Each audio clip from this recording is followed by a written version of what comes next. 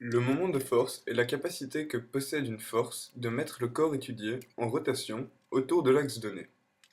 Prenons l'exemple de cette clé anglaise. On comprend que l'un des effets de la force appliquée sur la poignée est de vouloir faire tourner le tube autour de son axe de rotation. Le pôle sera le point de l'axe de rotation autour duquel on tourne.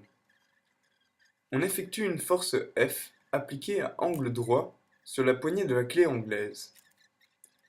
Ensuite, on a la distance D. C'est ce qu'on appelle le bras de levier.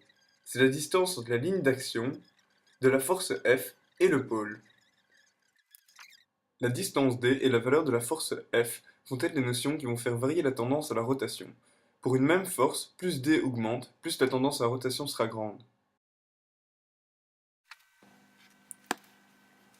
Le centre de gravité. C'est le point d'application de la résultante des forces de gravitation appliquées à un corps.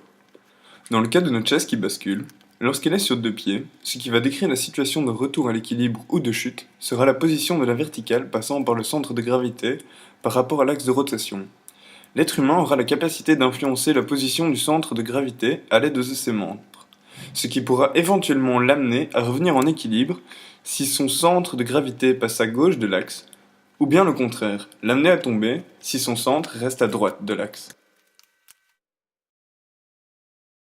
Lorsque la personne s'éloigne de la position d'équilibre et chute, les moments de force causés par tous les éléments de masse situés à gauche du point d'appui seront considérés comme équilibrants, et tous les moments de force causés par les éléments de masse à droite comme déséquilibrants. La verticale passant par le point d'application de la résultante de tous ces couples de moments de force auxquels le corps est soumis sera donc située à droite du point d'appui, et donc une situation de chute.